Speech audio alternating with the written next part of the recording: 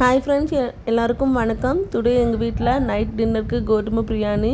அது எப்படி பண்ணுறது அப்படின்னு சொல்லி பார்க்கலாம் வாங்க. குக்கரில் எண்ணெய் ஊற்றி பிரியாணி இலை, பட்டை, கிராம்பு, சோம்பு, வாசத்துக்கு ஏலக்காய், இஞ்சி பூண்டு பேஸ்ட்டு போட்டு வெங்காயம், பச்சை மிளகா, வரமிளகா, கருவேப்பிலை எல்லாமே போட்டு நல்லா ஒரு வதக்குனதுக்கப்புறம் கேரட், குடமிளகா, தக்காளி இது எல்லாமே போட்டு வதக்கலாம்.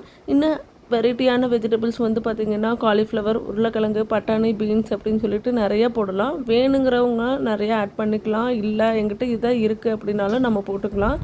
கோதுமை அரிசியை ஒரு கழிஞ்சு அதுக்கப்புறம் உள்ளே வந்து பார்த்திங்கன்னா கரம் மசாலா தூள், மஞ்சத்தூள், மல்லித்தூள் எல்லாமே போட்டு உப்பு போட்டு எல்லாமே நல்லா கிளறி விடணும். கிளறி விட்டதுக்கப்புறம் வந்து பார்த்திங்கன்னா ஓரளவுக்கு வந்து காய் வந்து வெந்துடும். அதுக்கப்புறம் நம்ம வாட்டர் மிக்ஸ் பண்ணி நம்ம வந்து ஒரு கொதி விடணும்.